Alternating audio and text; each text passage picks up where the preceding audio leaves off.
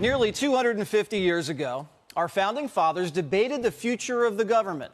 The Federalists wanted a strong, centralized federal government.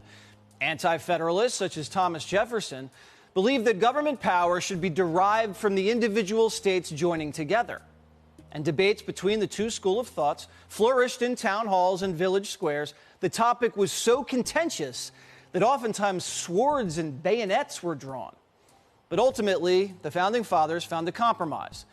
Some powers were assigned to the federal government, like regulating trade. Other powers were assigned to the state governments, like education. That's probably true. And other powers were shared, like the power to tax. The federal government has the power to wage war.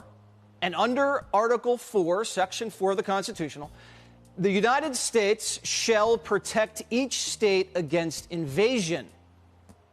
But what if the federal government fails to protect the states against invasion? Well, the Constitution says the states can protect themselves from invasion when they're actually invaded. It's true. Or face an imminent threat. And the Supreme Court's agreed in several cases, reaffirming the rights of states to use military force in its own defense. You judge with your own eyes if the United States is being invaded. Foreign nationals are breaching our shores by boat and then sprinting through the beaches and just disappearing onto the streets. I mean, these foreigners have no right to break into our country. That's not immigration. What you're seeing on the screen is what every country in the world calls an invasion. They say it's not violent, but drugs, sex, and human smuggling, and all of the crime and devastation associated with that is violent. That's what violence is. So, why is Biden treating the border like a turnstile for the third world? Where you going? Oh, San Diego. You? Senegal. Where you going? New York. Thank you. You? Senegal. Where you going? New York. Where you going? Senegal. Where you from? Where you going? New York. You? Senegal, New York. Thank you. Senegal. New York. Thank you. Senegal. New York. Thank you. Senegal, New York. Thank you. Senegal, New York. All right, so who do you want as president? A travel agent or a builder? Because look where Biden stopped building the border wall. I am here in Jacumba, California. This is the United States. Over here on the other side is Mexico. I'm going to show you how easy it is to sneak across the border. All right, right now I'm in the United States and ahora estoy en Mexico.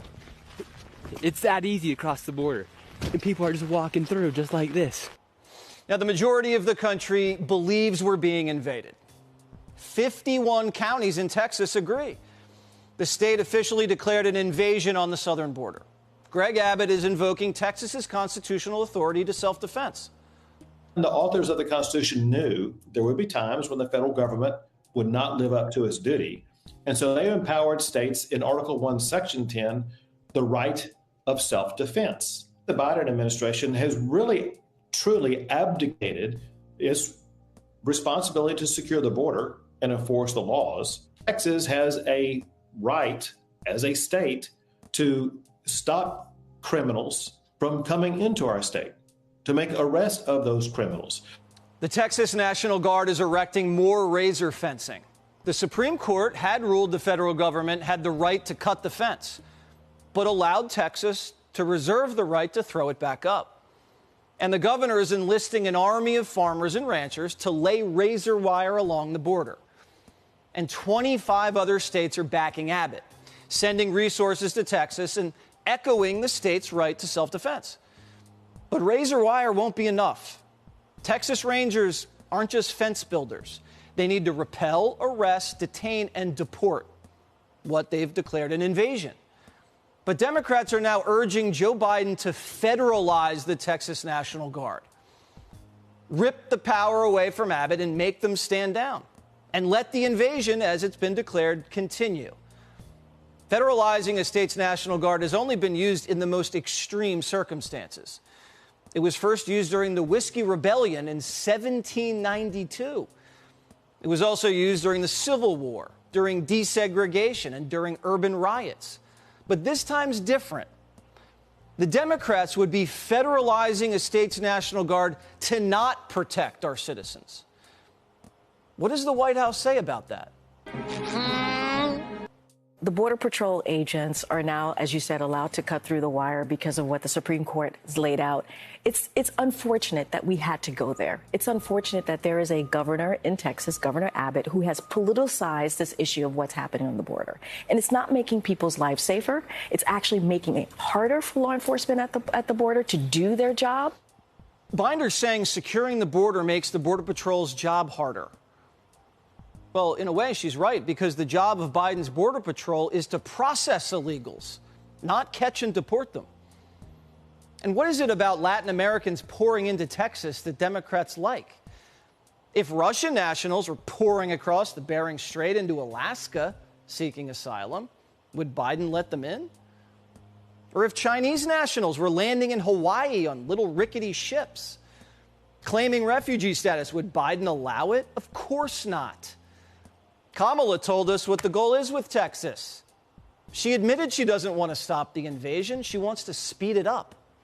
What are those solutions? The solutions includes putting resources at the border to do what we can to process people effectively and putting in place laws that actually allow for a meaningful pathway to citizenship.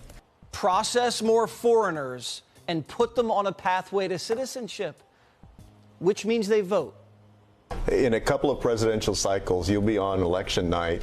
You'll be announcing that we're calling the 38 electoral votes of Texas for the Democratic nominee for president.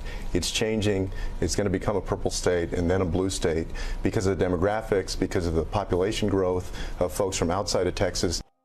And while 6 million illegals are waiting for amnesty and voting rights, the census counts them.